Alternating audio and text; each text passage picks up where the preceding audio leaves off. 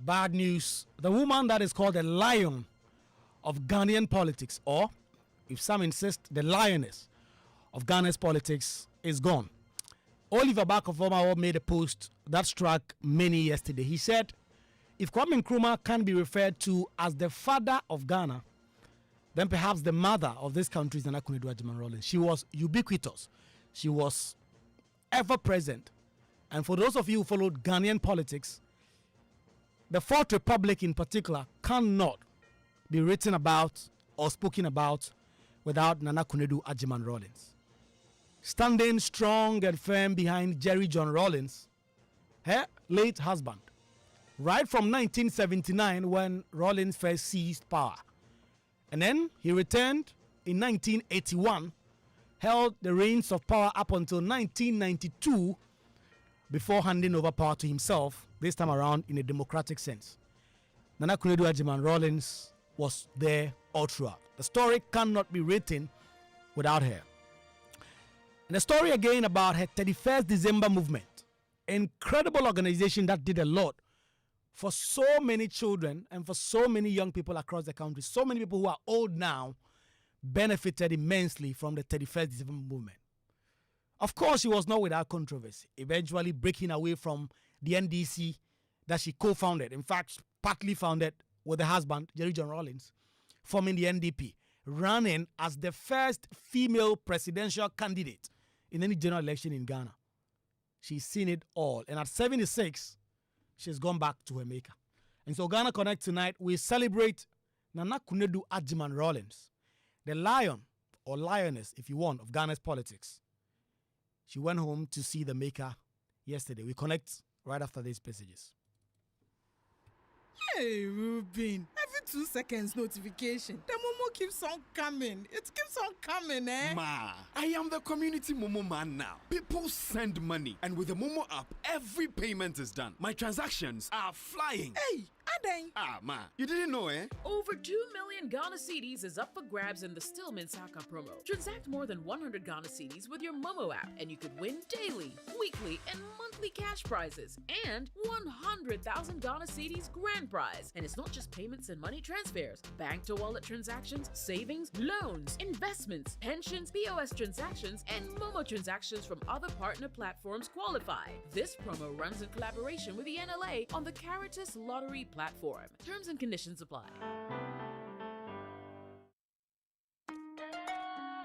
Son, we are so proud of you for setting up this hospital. I really love those hospital beds and waiting chairs. By the way, did you import them? No, Dad, I didn't. I actually got them from Kingdom Books and Stationery right here in Ghana. Wow. We also bought our office supplies, safes, executive desks and chairs from Kingdom, and they gave us expert advice on how to set up our office. Guys, that makes 3 of us. I also got our sofa and bedroom sets, plus our dining hall furniture for our new home from Kingdom. Wow, Mom, that makes 4 of us. I usually get my stationery items from Kingdom, and my teacher also mentioned that our classroom furniture was provided by Kingdom. So there you have it. Whenever you're thinking about setting up an office or acquiring furniture for your home, etc., Kingdom Books and Stationery should be your first port of call. With over 40 years experience in the industry, we stock and supply a wide variety of globally sourced office and home furniture, stationery and equipment. Visit our head office, Takweje, Osu near the Osu Cemetery, Temania Community 4, Takoradi opposite Vijay Mays Plaza, Cape Coast University Bookshop, Spintex Road near Absa Bank, Atomic Center Point Mall, Winneba University Campus, KNUST, the University Bookshop, and Santasi in Kumasi. You can also visit our shop online, www.kingdomstoreonline.com. Hurry while stock lasts. For further inquiries, contact us on 050-162-0810 or 0302-764-101. Email info@kingdomgh.com. Kingdom Books and Stationery Limited, where quality and affordability is assured. Terms and conditions apply. At Star Oil, we believe fuel is not just a commodity, it is a lifeline. Every cedi saved at the pump is a cedi that helps a mother send her child to school. A farmer transports food to the market, or a young entrepreneur deliver their first order. Our mission is to make fuel more accessible by offering consistently competitive prices, helping ease the financial burden on Ghanaian households. In a country where transportation costs can consume nearly a third of household income, This is not just business, it's a social responsibility. Star Oil, still quality and affordable fuels for all.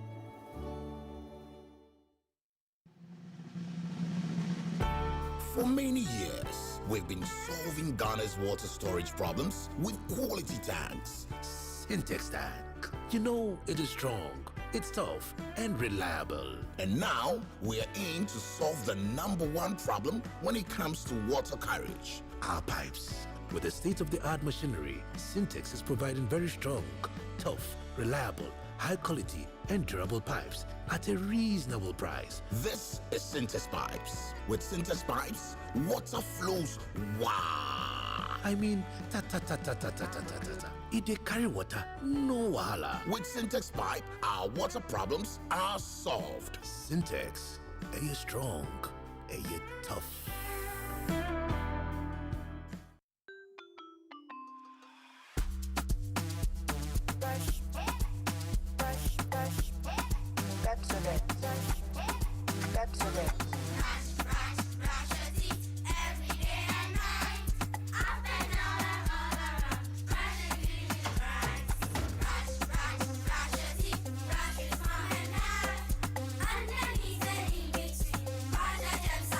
Brushing gets more fun with your kids with the new Pepsodent Kids toothpaste. Give your smiles protection that lasts. Grab yours today from a store near you. This advert is FDA approved.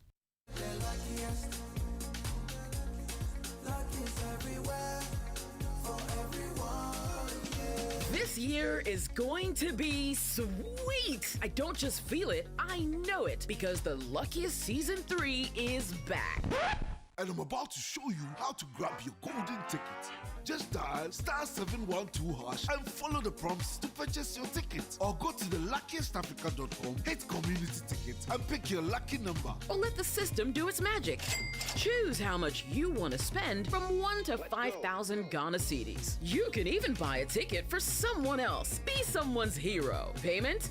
Easy. Mobile money in Ghana or card if you're international. One ticket can turn 1 CD into 500 times more. That's maths we love. Or your community go win 10 times more. So let's get lucky together because luck is everywhere.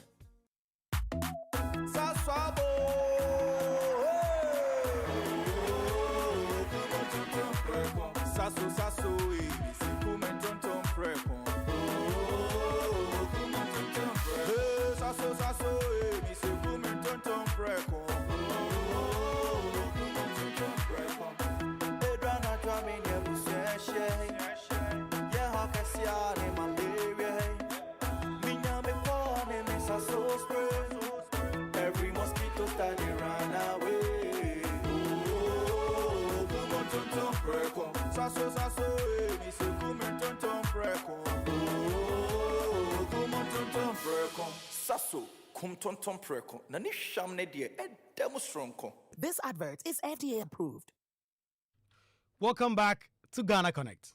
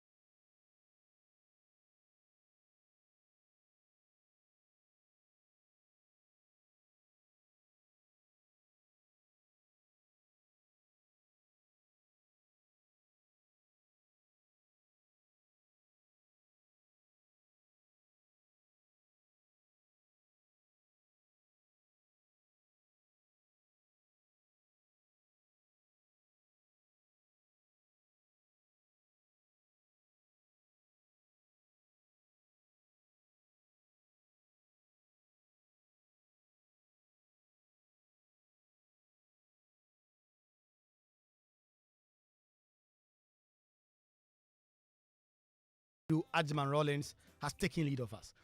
And tonight on the show, we celebrate her life and we go back to some of the key things she did and some really incredible insights by people, some of them who knew her up close, some of them who followed her from afar, and who knew a lot about her very unique life. So let's start. Fentio Tahiru Fentio is the lead sports editor here at Joy News. You know him, but you don't know he has such a fascinating insight into the life of Nana Konadu Agyeman-Rawlings and how it impacted him in his education. Fentio, it's good to have you connect with us. Yes, my pleasure. Great. Austin Wood is also connecting with us. And Austin Wood, I don't know his age, but Austin Wood knows a lot about things that happened long before he was born. So he has some interesting insight to share on Nana Konadu Agyeman-Rawlings. Austin, it's good to have you connect with us. Thank you, Kwaku, and good evening to your viewers and listeners as well, and to Fentio. Thank you for having me. And then for so many of you, this is a matter of history because you were born, if you're like Sarah Mensah or the likes, you were born when Nana Konadu Agyeman-Rawlings are taking the back seat. So you don't know very much about her. Nana Kwaku Dakwankra, actually, I should say, is a historian and is connecting with us on this conversation to share some really interesting historical insight. Kwaku Dakwankra, it's good to have you connect with us. Thank you very much. And then, being the female pillar that she was, in fact, she was the first person as a female to have run for president in Ghana. Subsequently, Nana Akosua Frimpong, the former CPP flag bearer, followed suit. So she blazed the trail for people like her to also do some. Nana is, as ever gracious, has agreed to connect with us on this matter. Nana, it's good to have you connect with us. Good evening. And I want to say hi to all your listeners across the globe. Brilliant. So, guys, let's make this as conversational as possible.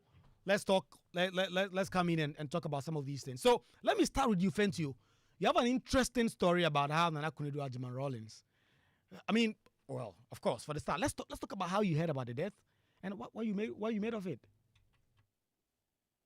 Yeah, as usual, Kwaku, I think I found out on social media yesterday, on WhatsApp specifically, on the Joy News platform when it was put there. You know, it's one of the, I guess, the privileges of being a journalist, to get the information first before anybody else. So, you know, and I was quite shocked, obviously, but you know, for a moment, it really did hit me like my own mother, and that is exactly how, you know, how much impact she's had on me, and also because the last few months I've been trying to meet her, or she had been trying to meet me, ever since I wrote a piece about how she impacted my life all the way back in 1991. I published that piece in November of last year on my socials and on my Joe online, and it went viral. And she reached out with through one of her contacts, and that they wanted to meet me. I think the first time we couldn't meet because she had a last-minute schedule change, and it didn't happen, and we tried to reschedule, but the schedule kept conflicting, and later I heard that she was a bit indisposed, and once she got back on her feet, she will reach out. But that never happened, and then that line of conversation just sort of dried up. So I'm guessing that, you know, things became a little bit maybe more intense, and so that wasn't something that we went ahead with. So when I heard, when I saw the news, obviously all of these flurry of you know, memories and emotions started to come together, and it was quite an emotional day. Still an emotional day, because I went back to that piece and I reshared it just so that the rest of the world could see the good things that she's done. And I was quite glad that at least I got to do this last year, and she got to see in real life a direct descendant of her, the impact that she had during her time as a first lady, even before she passed. So, you know, in that aspect, I would say I was quite happy about that, because I imagine having to tell this story after she had passed and she didn't get to hear it. That would have been even more tragic than it already is at the moment. Austin, how about you? Where did you, because I was in Parliament in the morning and I was told that Nana Konadu has passed on. I was shocked. And Nana Konadu and the husband, Rawlings, for so many, they seem larger than life. And so, and I've seen a video that showed that on Wednesday, she was out and about at another funeral service, and on Thursday, she was gone. Hello, Austin. Yeah, Kwaku, thank you very much. For me, it's a sober thing for me. I heard it through family because we are very close to the family. And as the discussion goes on, it will come to light how we are close to the family. And every death might come as a shock or not shocking, but this one came as a shock because I had seen her in public engagements. The last one had been the one at Menchia when the dossier of the late Nana Asante Hima happened. I saw her on TV and how she was, I think, one of the few, or if not few, only one or two for say to the second, while she went to greet him, said, "No, come rather and embrace me, give me a hug." So I saw that. And the last one had to be, I think she was at a public event, I think a social or something, a wedding ceremony, where she was having a discussion with President Kufuor. So it came as a shock to me that she had passed. And looking at how the news has been that she fell ill in the morning and taken to the hospital and just passed, it was a stumbling mood for me. I did not want to believe it, but then, like Fentio said, it was all over social media as well. So it hit me hard after I came on social media and found out that the news that had been put on the family platform was indeed true. Nana Frimpoma, this must have come as a very huge shock to you. I mean, she was such a trailblazer in the feminist movement. I mean, long before feminism became vogue, she was there. And then she's gone. She blazed the trail for people like you. She ran for president, and then you also did. How did that come to you? Well, thanks a lot. For me, it's more personal and much more than what has been said. Yes, I would say that she did influence me in a very positive way. However, we are the founders of 31st.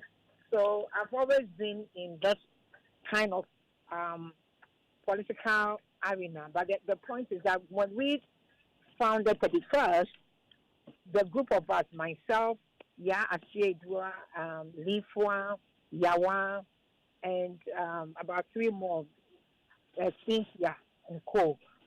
She was not part of us. We did it before she joined. So when we had to leave for some other political reasons, all based on this 31st issue. So she's always been somebody since that time. And since we also saw 79 and saw 81, some of us really know exactly, we've seen her.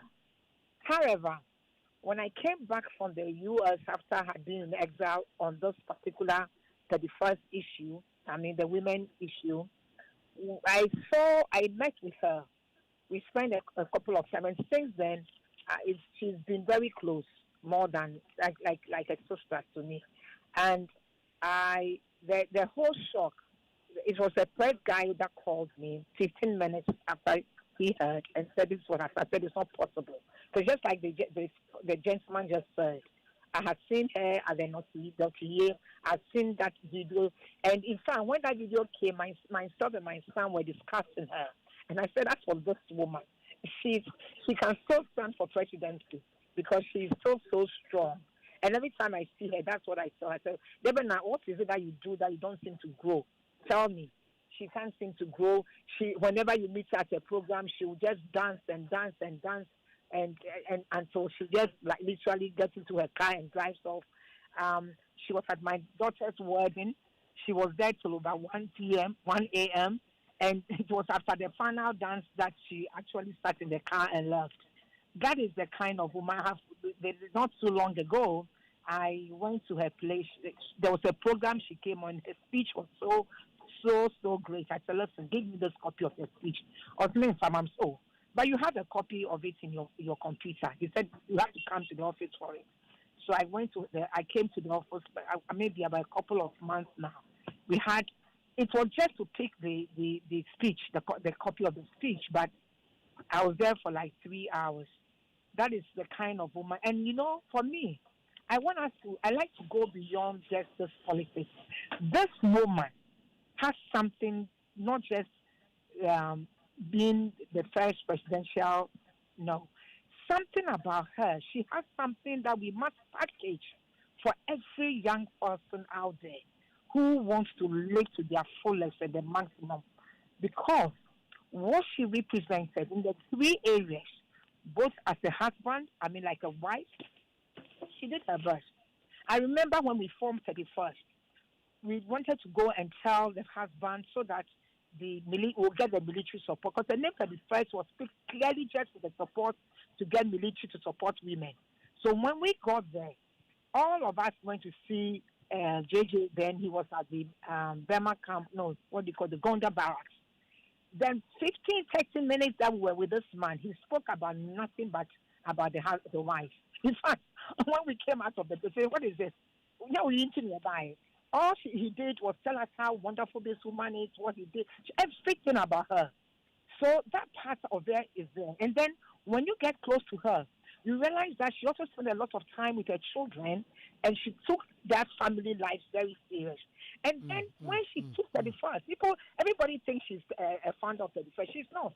But she took 31st after we all had left, and she took it and went the extra mile, did everything to get the average woman who had to carry the baby at the back to the farm, the baby to the marketplace, to get her to leave that baby with somebody, even if it was for an hour, 2 hours, 3 hours. For me, that is it.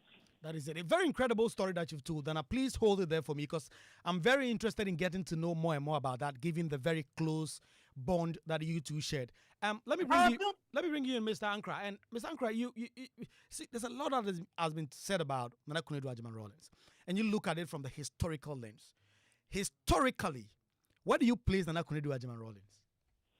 Oh, actually, she will come out as one of the astute politicians that we had in terms of regards to the women, because she's the first woman to have really pushed.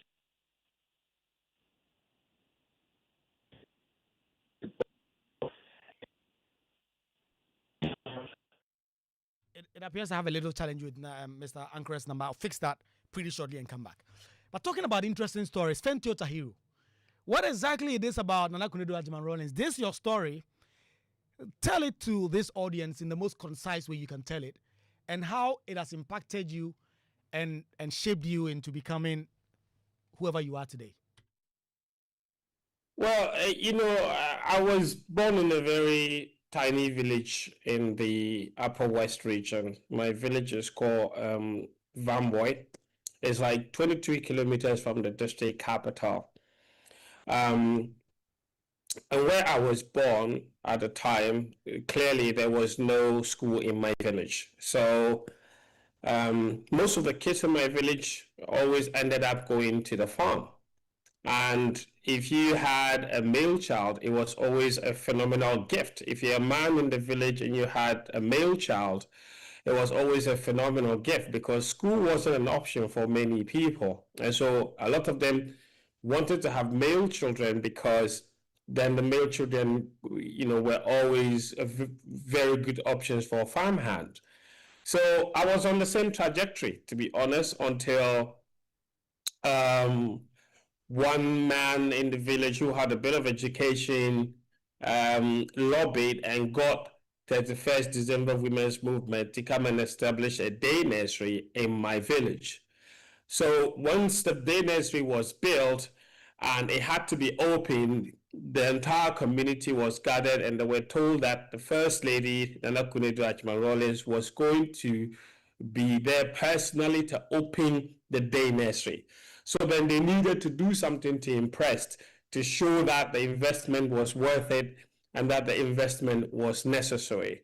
So they went around the whole village asking every man to contribute a child to be taken to that day nursery to prepare for the opening of the school once the Konadu Agyeman-Rawlings came around.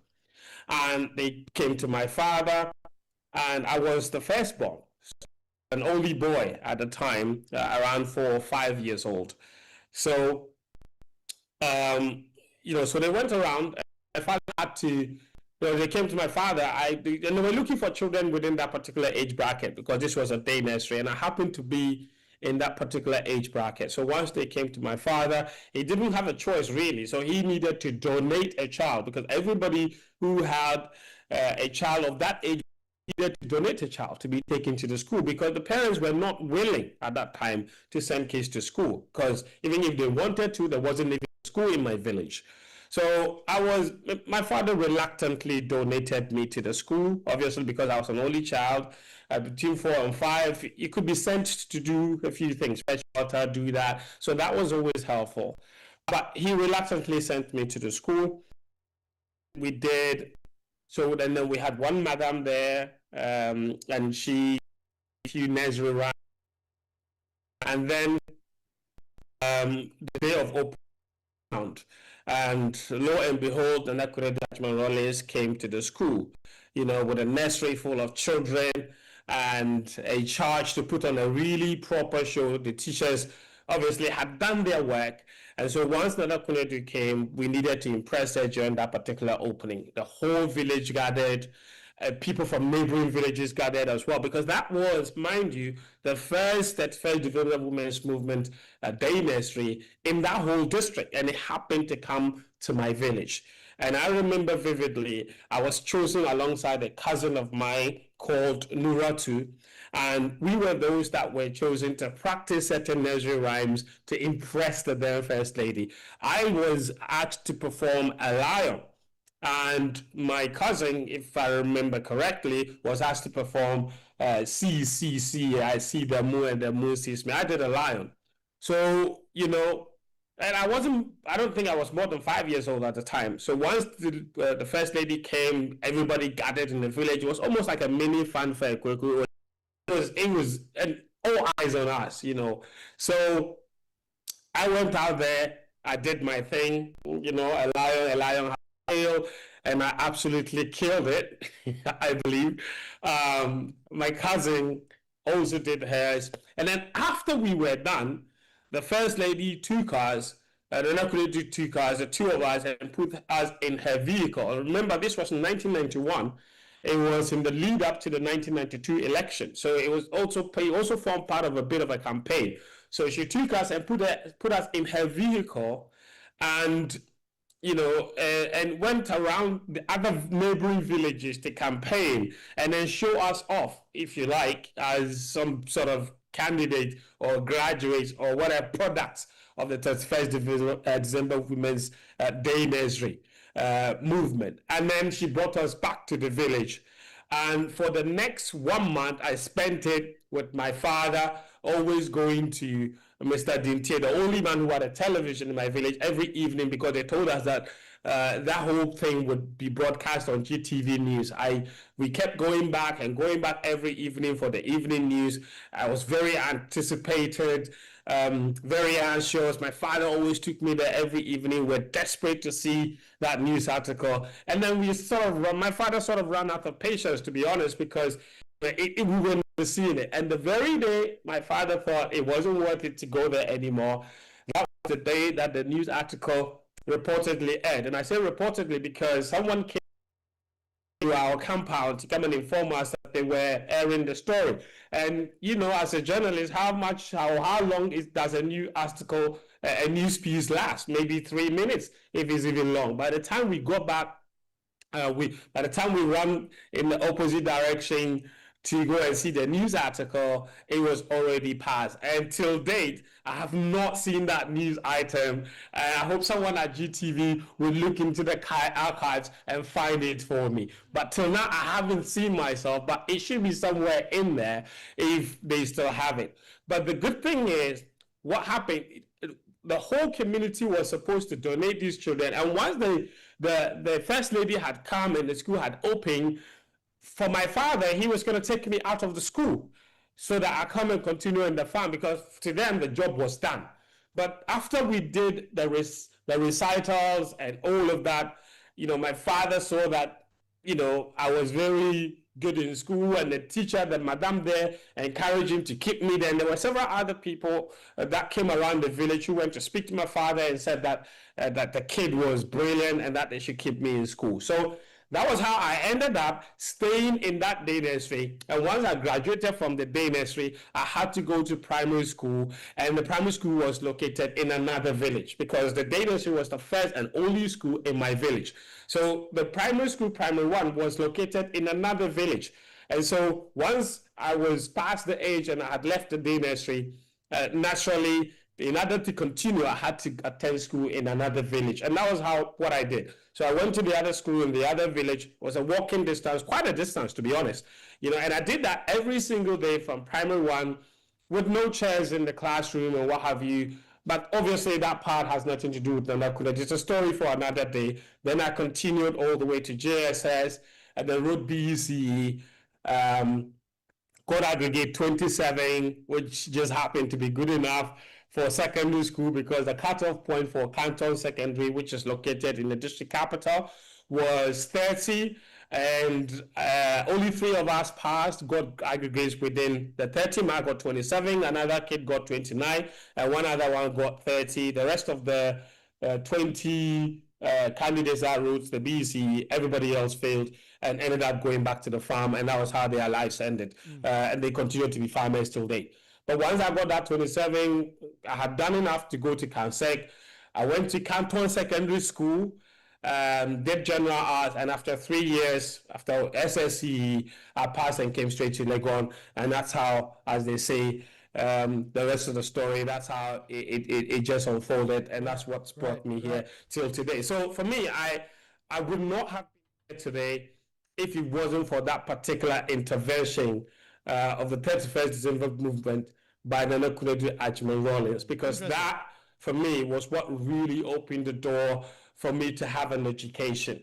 And it just goes to show, that sometimes interventions of this nature, rural access is very, very important. And that's why I have been a very, very big supporter of free NCHS, because you can be in Accra or you can be in Kumasi and talk about preferences and let me pay my own kids' school fees and what have you, and that is okay. But there is another group of people like myself who desperately need these things, in order to have an education. I mean, without this support, there are so many people who. First of all, let me catch you there. I'll bring you back in because I like the linkage you make in terms of what we can get from here. And I'll get to Mr. Ankra pretty shortly, whose line has been fixed and he is back on, and then we'll get some on it. But Austin, that is the story of so many people who benefited and who are impacted by the work that Nana Konadu Agyeman-Rawlings and the 31st December movement that Nana here contributed to also forming. That is the story. Many other people in the comment section that spoke about how they also attended the 31st December Women's Movement Day Nurseries, and without those schools, they probably would not have had an education. That's the impact she had on my life, and I would want to say once again that I appreciate what she did in my village. That's what's brought me here. That's what has saved my life. That's what is giving me an education, and every time I do something, it is in her honor. Right. Thank you. Brilliant. So, Austin, let me hear you on that, because there are so many people who have brilliant stories like this, and it just goes on and on and on. I wonder what kind of personal stories you have about Nana Konadu Agyeman-Rawlings. You can tell us, then we can go to Mr. Ankra and then Nana again. Okay. Thank you, Kwaku. But like I said, hello, Austin. Have I lost Austin? Austin, please can you come again? Austin, I can't hear you at all. I don't know if you are muted or anything. Yes, Austin, you are muted. Please unmute. But before that, Nana, you were saying something, Mr. Ankra, I should say, before your line trip. Then I'll come back to Austin, who has muted. Hello? Yes, Mr. Ankra, loud and clear. Yeah, so we are talking about the role of Nana Konadu within the politics of Ghana. that if you look at the history of women involvement in politics from the time of our independence, we did have some people like Mabel Dove, who became the first woman in parliament. You have Hannah Kujo, who did most of what Nana Konadu will later improve further, because Hannah Kujo was involved in activism of what we called the reuniforming of students in the North. Spread a tentacle across, and we move forward to what Nana Konadu concentrated on the development of women and children. And for me, that was quite critical. Meant at the time, so we're moving forward. It came to what we call the Beijing Conference. Within that time, if you look at the way Nana Konadu got herself involved and used advantage of the first privilege on this international happening and moved into action by participating at the level of consultation within the government and ensuring that the government of the day to also implement these values that evolved from Beijing, that it was laudable. It was therefore not will give her an edge to position.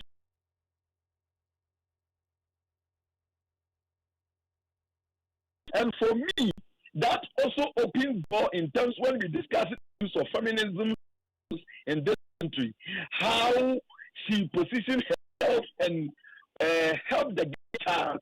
People have been talking about at the lower level what she did, but I'm looking also at the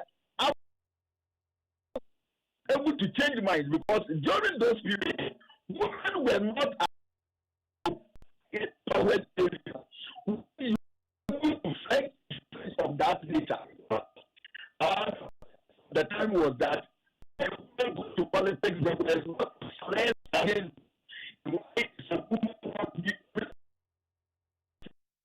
Again, the devil is trying to block Mr. Anker's line, and I'm struggling to hear him again. But let me get back to Austin, and then I'll come back to the former CPP flag bearer, then Fentio, then we can be getting close.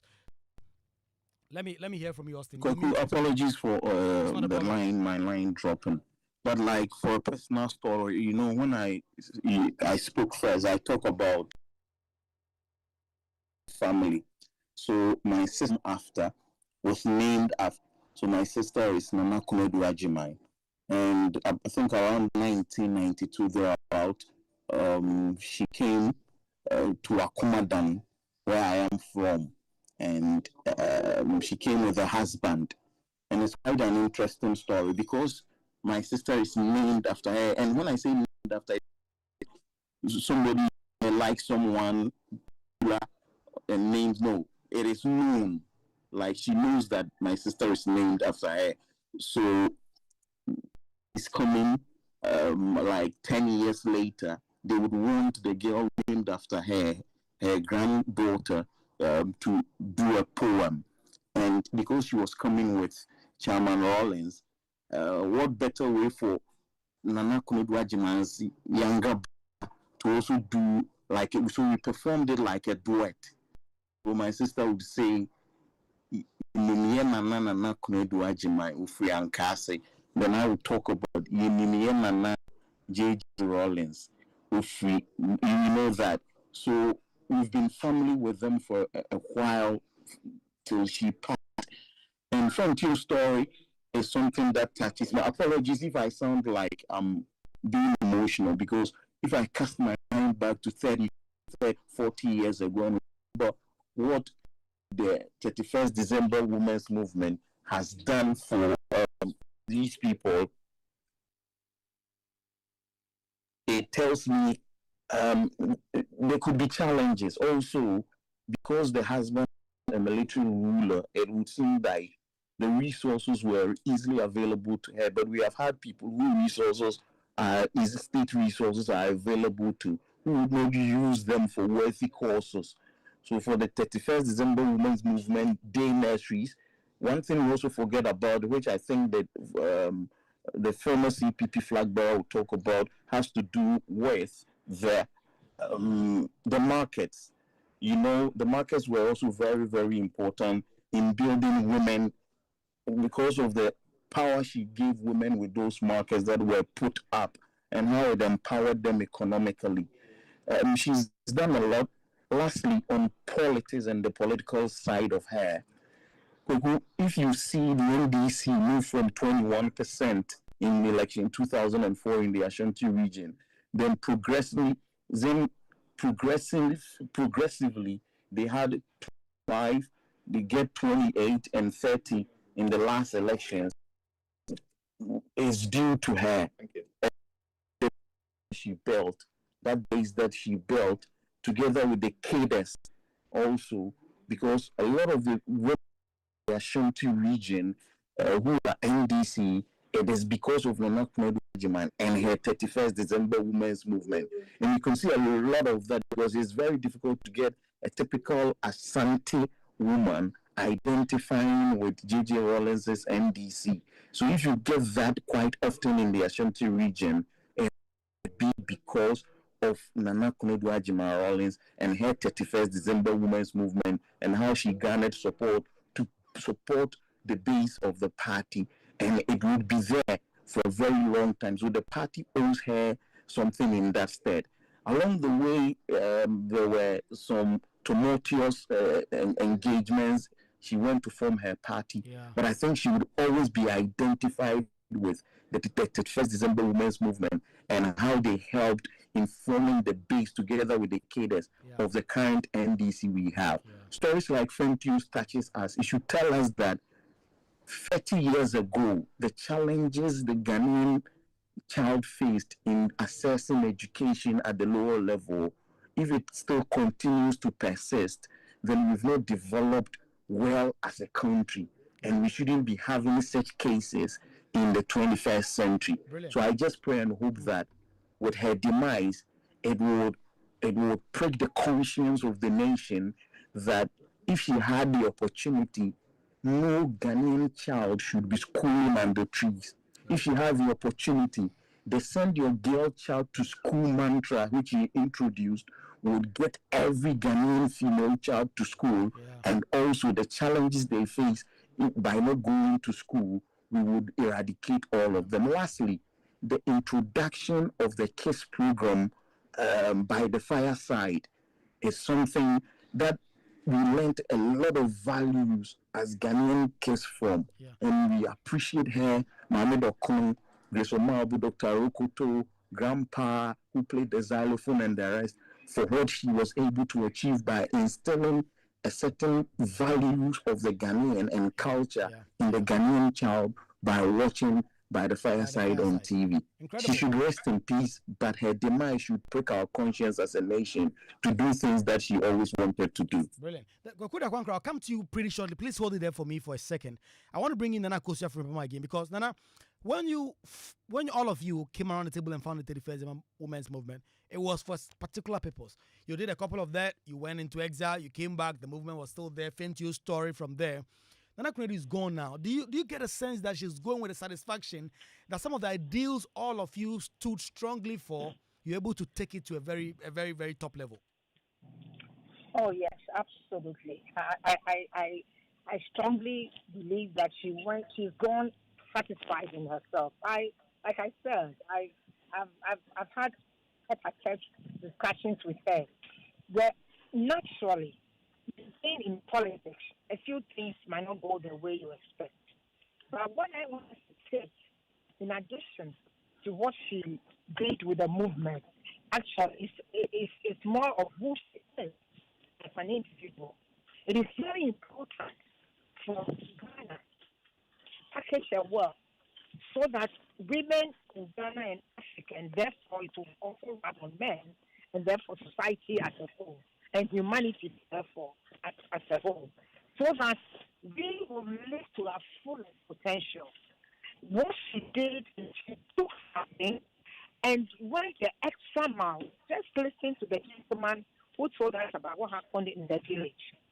Clearly, somebody would say, okay, she was doing politics, but there's several ways of doing politics. She did what she believed in.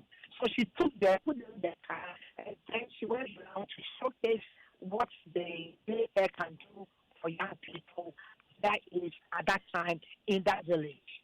And that is who she is. She wants to bring the best out in people. And so, in everything she did, she did the best. And that's why I'm saying that the husband, I'm bringing the husband portion in to let her know that the fact that you're a strong woman, the fact that doesn't mean your husband. It doesn't mean that she should not give your husband his due respect. But she did that. But she's a strong woman, but she was a good mother. The best. And that is what she did with her children.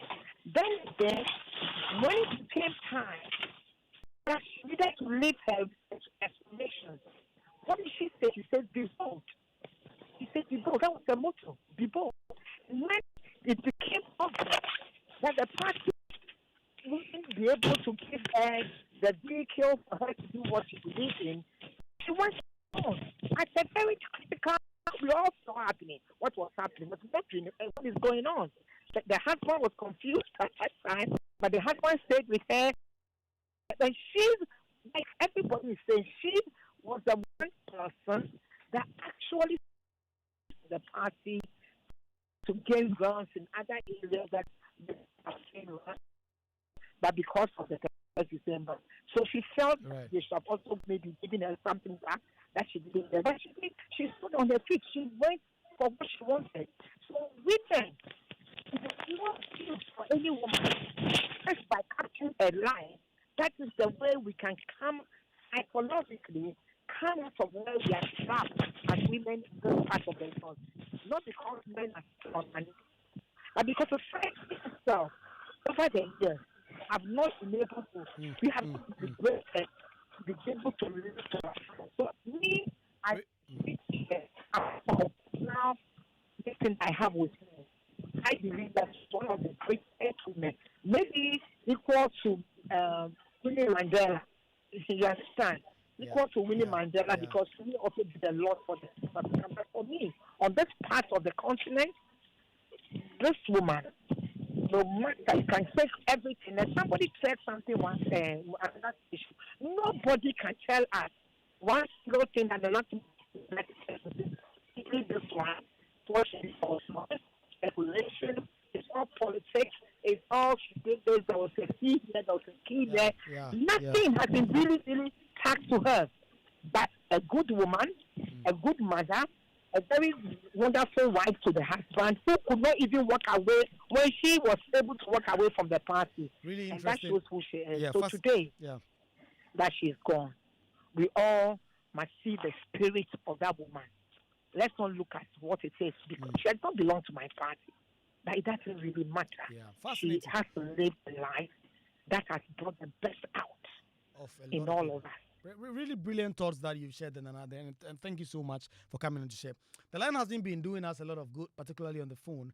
So let's try Mr. Ankra again because he has some really fascinating insights when it comes to the history around Konadu Agyeman-Rawlings, and hopefully we can get him on a better line now. So, Mr. Ankra, let's continue the point you've been making with the bad line. But the most amongst the vulnerable is who she represents. Hello? And Right. For me, in Africa, this woman must be put there up there. She is her legacy should just go beyond being Nana Kosia. Hello. Brilliant. Nana Kosia, thank you. Nana Kosia, thank you very much for sharing those very, very insightful insight really into the life of Nana Konadu for us and the very eulogy you shared. Nana Kwaku, let me hear from you because. So I really enjoy all the discussion, and what I tend to add is that when you look at her role and how he really served as a sort of inspiration for women of her era, I think the kind of women involvement in politics we are seeing today, from the activism point of view rather than academic, she stands very tall in terms of her activism from below as well as at the high-powered level. It is not everybody that gets opportunity to be at the top as the wife of the president that is able to use her influence to really ensure that certain development projects and certain initiatives come to pass. And she was able to mobilize her powers and her people and women, high quality women around her, from both the academia and those on the ground. For me, a young man even growing up in the 80s, I saw this activism right even from my hometown at Anamabo, where she comes in and then he was able to mobilize the women, ordinary fishing women. They were doing something called service center, where they were even putting up a sort of a new system of trying to smoke fish. And it was a four-squared one as opposed to the old mud type. And this was if you look at when she came to town, the kind of energy that she put into it, and you could see the euphoria in the whole town, it was really marvelous. He moved also to the hinterland town of my hometown, and I'm speaking from her contribution as a woman who did not only did this from the top but below. He went to a nearby village called Tayedo where they do cooking pots. And fortunately for her to her secretary, Mrs. Satili Okan, who was were people who were around her. She did so much well in that village called Anamabu Pumasa that at the end of the day she was even installed as a development chief of the community. This goes to show you the kind of woman she was. That she was not only the kind of woman who was only involved at fighting for her own rights, but she moved the entire woman along with her. And for me, it is unfortunate that she was not able to ultimately get the prize, which is to becoming our first female president. Yeah. And that is something that no one else can really, whether hate her, like her. She is incomparable among all the women that we have produced so far in this country in terms of high-powered politics, policy initiative, women in development. She is at the top there without equal. Very, very much so. So, guys, let's wrap up. Quick comments. Austin, let me start from you. How should this country remember Nana Konadu Agyeman-Rawlings, and what can we do in her memory in such a way that we can immortalize her for what she truly stood for? I think that thank you very much, Kwaku, and thank you to all guests and what they have said. Two things everybody would remember the late Nana Konadu Agyeman-Rawlings for: education at the basic level, especially the girl child, and also empowerment, specifically financial empowerment of women. I believe that to serve her memory right, by next year or in the next 5 years, we should not have stories of schools on the trees or Ghanaian girl children unable to go to school because of they lack access to sanitary pads or anything. Lastly, let us use her memory and what she served to help empower our women financially. I think that it will serve her memory right and get more women into politics who are not undermined or delineated because they are women. May her soul continue to rest in the bosom of the Lord, and for the family she left behind, may the good Lord strengthen them. Right. Thank you. Thank you very much, Austin. Thank you very much. Nana Kosa, just briefly before you take leave of us, and if you could do that for us very briefly because we just ran out of time, I want you to tell me, you mentioned that you went into exile after you guys co-founded 31st December Movement. What contributed to that? If you could just touch on that very briefly. Oh, that's a quick one. At the end of the day, all the women, most of them were picked. Who then ended up marrying Chris Akim. We had an issue. There was a problem between the Akataporis and my ex-husband as a group and Chris Akim, and they thought that some weapons are with that. I don't even know, but then our homes were taekwondo and Yasedu and Lifa were picked at that night. So the moment they released them, we went into exile. But let me wrap up by saying Yes, Nana, we are listening. Hello, Nana Kosia. Oh, really interesting thoughts from Nana Kosia, but it appears that I've lost. Nana Kosia, can you hear me? Nana Kosia from Poma. Well, we'll try and fix the telephone to be able to do that in time. Well, the time is actually run out. But, I mean, Nana Kosia, please let's try and re-establish connections with Nana Kosia and let's put it back. Tomorrow news file, oral OSP chasing billions of loot, cases taking shape as presidents get special court with something like that 9 a.m. to 12 noon. You don't have to miss that. But we've been celebrating the life of an incredible woman in the person of Nana Konadu Agyeman-Rawlings, the late wife of the late Jerry John Rawlings himself, who's also late, the long-time leader of this country, served this country such a long time, and he also passed on about 5 years ago. Nana Konadu has gone to join him. And people have been sharing Fentio, Austin, Kokuda Kwankra, really incredible insights as to the kind of person that she was and the kind of stories that we've heard about her. But Madam Akosia Frimpoma was making a very interesting point about that, but the line just tripped and we were unable to continue. But that has been it. It's a good conversation anyway. The conversation will continue in your homes, in your cars. I suspect that she's going to get a state funeral. I suspect she's going to do so. The government hasn't categorically said that. The president has already ordered that flags be flown at half-mast. And Andy Dosty is up next. And Andy Dosty has some interesting familiar relations and other things. Maybe if Andy is in good mood on the library, he may tell you a few things. But that has been it. My name is Kwaku Asante. I'll see you guys again. Same time next week on Ghana Connect, if God wills, and everything is good.